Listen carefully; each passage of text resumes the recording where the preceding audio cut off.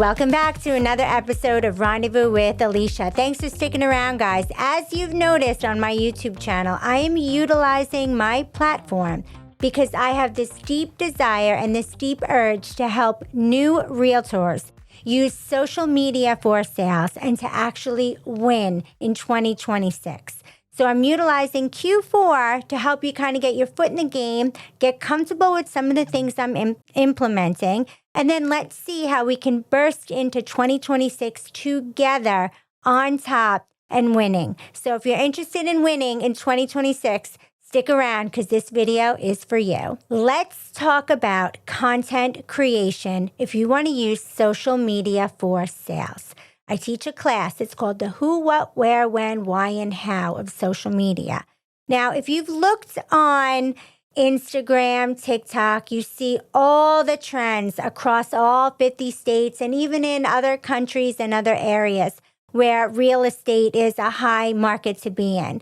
Sales agents are doing trends. And I'm telling you right now, trends do not sell. Real estate is hyper-local. Value sells. Being the community market leader of your area is what is going to sell. Stop pushing each other in pools. Stop entertaining your other realtors, all right? I talk about this all the time. So many realtors are sitting in front of a lockbox and can't get into the house. And they're using this as their social media content. Why are you doing that? Your sellers don't want to see that, and buyers have no clue what you're doing. You're really just entertaining other realtors, and trust me, they're not paying you. You're not performing live on stage, and they're paying for a ticket to watch you not get into a home because you can't open the lockbox. The pushing each other in pool trends that went crazy in 2025, like what value did you bring? You brought none. You brought absolutely no value to your future clients. So what I'm teaching you is to not post fluff, but to post valuable content on social media to create a sale. The goal of using social media is to have somebody see you on Facebook, LinkedIn, Twitter, TikTok, and say, wow, I resonate with you. Your content is so valuable. I like your personality. I like you. I want to work with you. Will you represent me? And a conversation is started. That is what you want to slide into your DMs, okay? So that's what we're going to use social media for sales for. Let's talk about content. What content do we create? Well, it's definitely not content that's just geared for other realtors or mortgage lenders. It's not content that has realtor jargon that only your colleagues are going to understand. It's valuable content. And how do we come up with ideas? Now I'm going to tell you a two-part win here. Host an open house. Okay.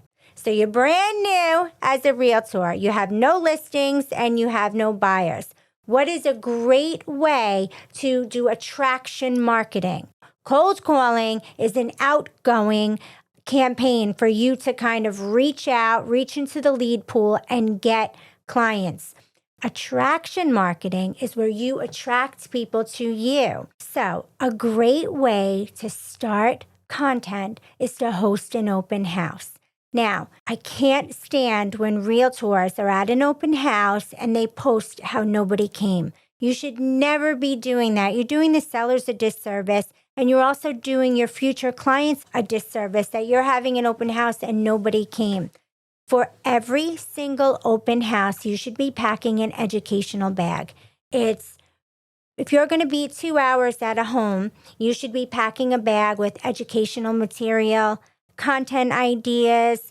Maybe bring your email list, maybe bring your laptop, tap into the Wi-Fi and do some email campaigns while you're there. I wouldn't do your phone call campaigns because if a buyer or somebody walks in the house to see the house and you're on the phone, you don't want to do that when you could have done it before or after. But so save the phone calls for after, unless you're getting a phone call asking about the house or something like that. If you host an open house, now if you work at a brokerage and your colleague has a listing in an area that you totally want to be the community market leader in, ask your colleague, hey, can I please host an open house here? I love your house. I love the area. I know the area. I feel like I could market it. Hopefully they'll say yes. And then you can start marketing for yourself, giving them the credit that they're the list agent, but marketing for yourself this home. Now, when you get to the home, you have your educational bag. You're going to keep yourself busy. That's going to be your 2 hours of work time. If nobody shows up, you're going to get creative. But an empty open house is a great way to create content for your social media for sales. So you get to the open house, you start hosting it. If you want, you can take some pre-prep videos or pictures of the things that you're doing. If you're bringing grab bags or you're having a raffle or you're cleaning and you're setting up, right then and there, just walking into the open house and preparing with all these great things that you're going to do to market this home is top-notch content, because you're also letting other future sellers know, like, hey, I'm doing this for this house. I can do this for your house as well. So you're subliminally letting other people know what they can have if they hire you.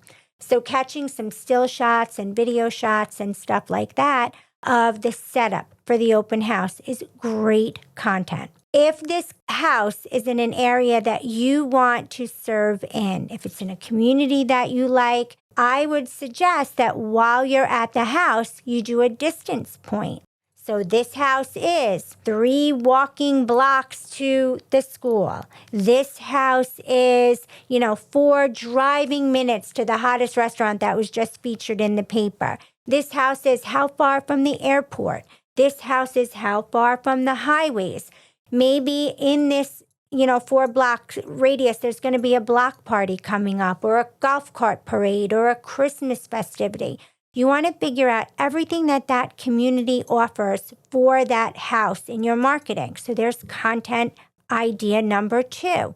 Not only are you showing how you can set up and how you blow every open house out of the water with your marketing at the open house, you're also showing that you're a community market leader for the surrounding few miles of that house. So that's third idea that you could do at this open house is go through the highlighted things about that house.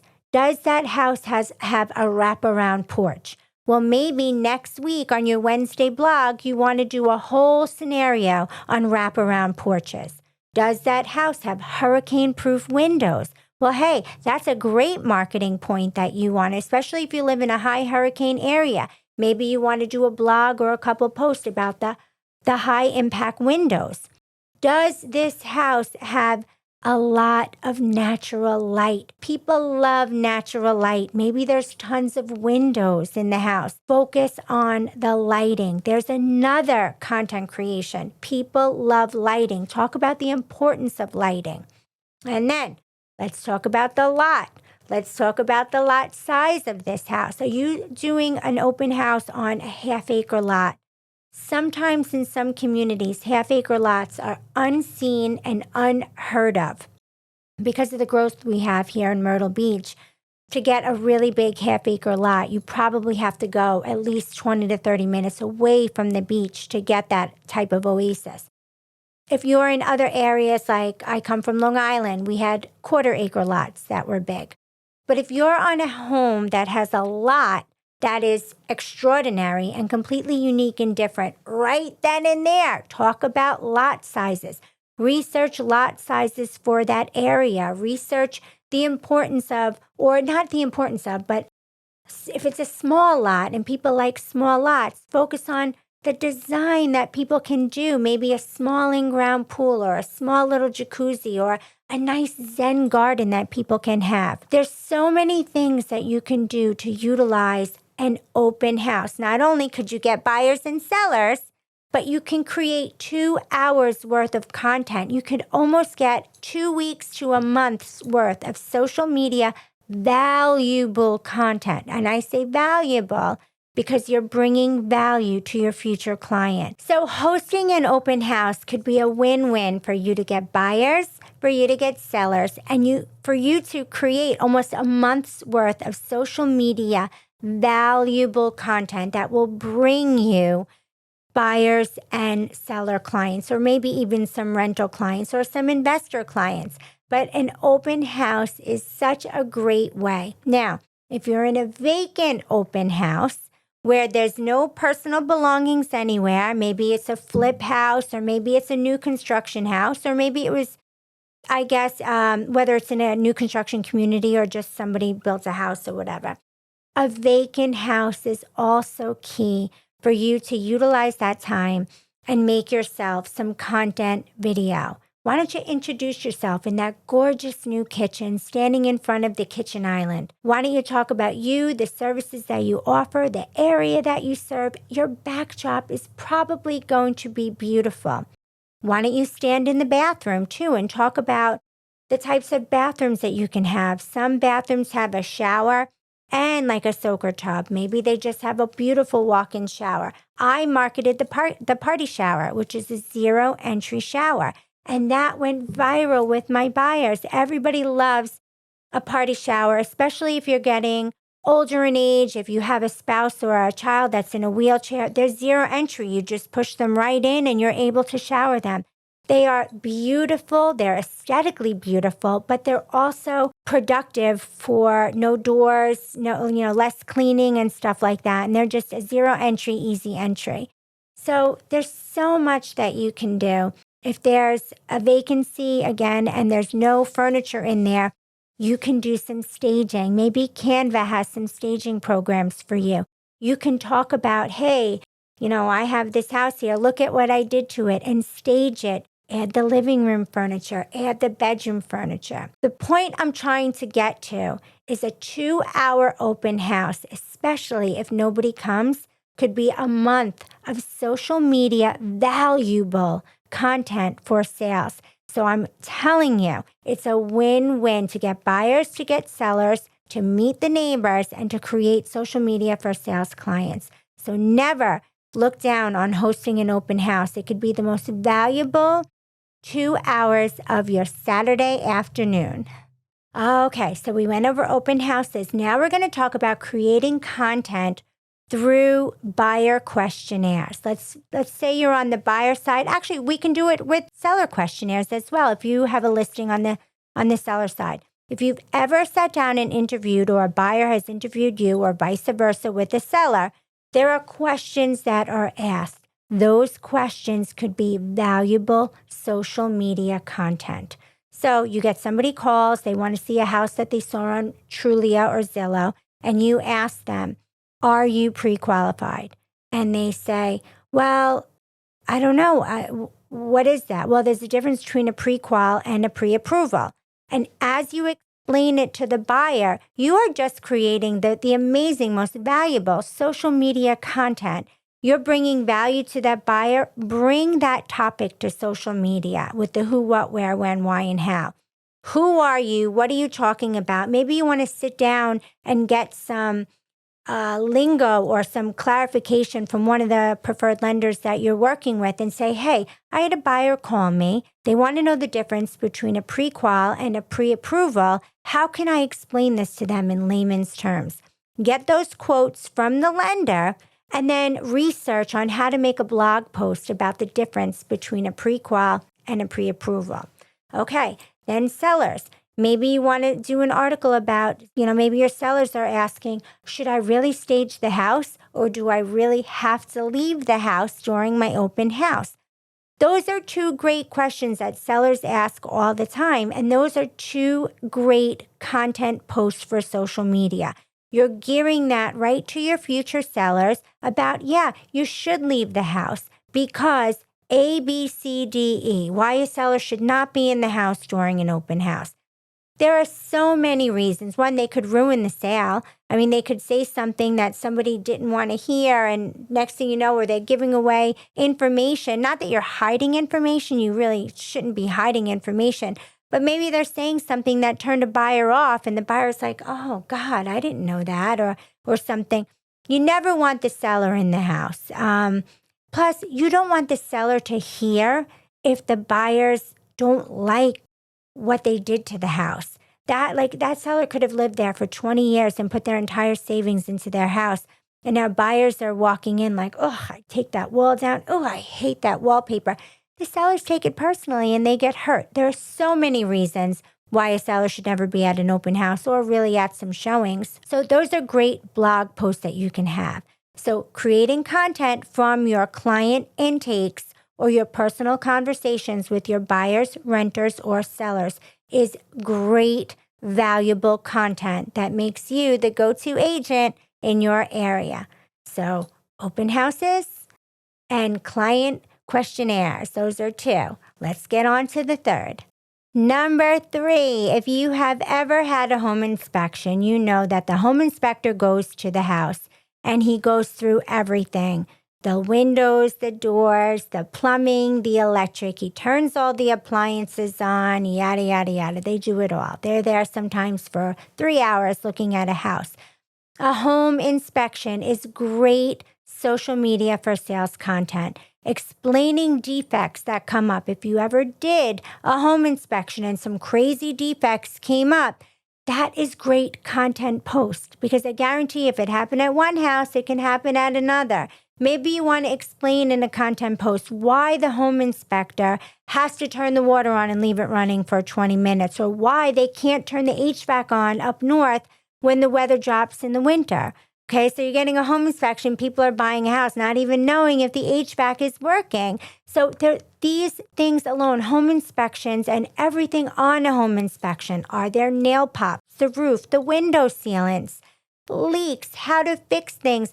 So many things out of a home inspection could be another week's worth of home repair tips and tricks from you, the go-to realtor on home inspections. There's just so much content in one. The summary report that the home inspectors do, which is probably the first page of deficiencies, though, talk about those items. Those items probably happen more than once in multiple homes, and a lot of people. You could be of value to a lot of people. You can talk about, is it important to have a home inspection before you even list the house? Maybe your sellers want to, go through the whole house and get more bang for their buck by finding out what's actually wrong and remedying it before they even list it. That is such a great social media content post, and explain why. Why is it important to spend $500 before you even list it? If it's an older house, that may be actually a really wise thing to do, because you're going to get a buyer that's going to see that this is an older house, and they're going to want to kick you in the shins with their negotiating. Well, the inspection report said this and the inspection report said that, and I want a $5,000 credit at closing, or I want you to fix all this stuff, or I want a $15,000 credit at, closing. If you're dealing with an older house and the seller has an extra $500 to $700 or whatever it costs, recommend having an inspection of the house before they even list it so they know what they're walking into. That content right there is so valuable to bring to the table. Okay. And again, another thing that you can do, it is so valuable, an appraisal. If you get a cash offer, appraisal doesn't always come into key. It's not part of it. Appraisals are more for banks. But without an appraisal, also, you could be getting low ball offers. If you're listing a home that has a very unique characteristic about it, it's in an area where nothing like that has sold in at least a year or two, you may want to recommend to the seller to get a pre-home appraisal so you know a really good fair market value to come in at the listing table and say, okay, well, the appraiser came back at this price. We could do price it here. We could do the 3 tiers of pricing. Appraisals are such great, valuable content to bring to the table. Explain what you would do. Explain why it's important that if you're in a unique characteristic situation and nothing has sold in this area with any of the square footage, the taxes, nothing, that it might be wise. That is such valuable content to bring to your sellers. So inspections and appraisals, utilize them, whether they're past appraisals and you're just making, some comments on something, but utilize everything that you come in contact with daily as amazing, valuable content creation. So as you see, there are so many things that you can utilize social media for sales for and using valuable content that people want to see. You want to come across as the be-all, end-all of real estate. Now, a lot of things with the market interest rates, I know back during the pandemic, we had 2% and 3%. And now people have to, maybe they want to downsize or they want to relocate, and they're giving up that 2 and 3% interest rates. And today's rate could be 6%. Oh my God, I'm going to sell my house. My mortgage is so low. I'm locked in here, but I really want to relocate and move here. But today's rate is triple the price or double the price. How can we get around it? That is valuable content. Sit down with somebody, again, another mortgage lender. I'm going to say it's really important to have a preferred mortgage lender in your back pocket that you can help him if he gets a buyer coming in and he needs a great realtor to work with, that you're that person, or vice versa. You need some mortgage advice. You could just text them and they get right back to you. I have several preferred lenders that I have on speed dial for, even if I'm not using them for a specific buyer, they're still always there because I have used them or I will use them, but maybe this specific buyer has their own lender. But I still have questions, and I don't have a degree or a certificate or anything in lending, so I am not a market expert in lending, but I have people that are. So I have them at my fingertips. But if you want questions about interest rates and lending, those are great content creations. Those are valuable, and having a lender on your side to help you with that. When people, ask like, oh my God, I'm giving up my 3% loan. This is so hard. I gave up my 3% loan when we retired to South Carolina, and we bought as a second home. I think we were at 6.5%. That was a little kick in the onions there, but hey, the move was more important than that percentage. And the percentage rates drop all the time. You can refinance it all the time. And we knew that going in, that we were giving up 3%, buying a second home at 6.5%. But we knew that being in the industry. But having to explain that to somebody else, I needed, and I've noticed that I've utilized a lot of other lenders help me explain this. I knew it for me being in the business, but I need to explain this to other people. Don't just date the rate. They have, what is that saying? Marry the house and date the rate. That is so true. Date the rate. So hook up with a lender that can really help you with a lot of your buyers' questions. And that is such great content creation, talking about interest rates and 2-1 buy downs and all stuff like that. So anyway, I hope you found this video helpful. Having open houses, utilizing all the great stuff in the open house to create content, utilizing the setting up for the open house to create content, utilizing the area that house is in to create content, working on the buy end and the sell end. There's just so much content all around us as realtors every single day. Stop entertaining your colleagues. Stop making content that is crazy, trending, and does not bring any value to anything in real estate, and start creating content that brings people to you. Attraction marketing is a game changer. If you want more help, you can email me at socialclassestoday@gmail.com. What I do is I have my one-on-one Zooms. I sit down with you. We share the screen. I go over all of your social media posts. I talk about what's fluff, what's valuable.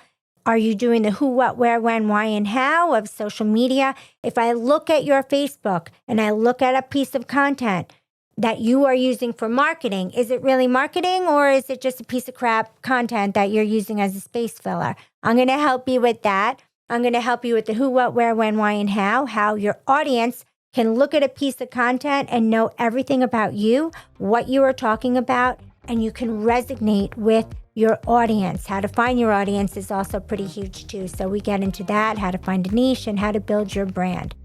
You can also call me at 833-TOP-HERO. I'm always here to help, always here to serve, and always here to help that new realtor win in 2026.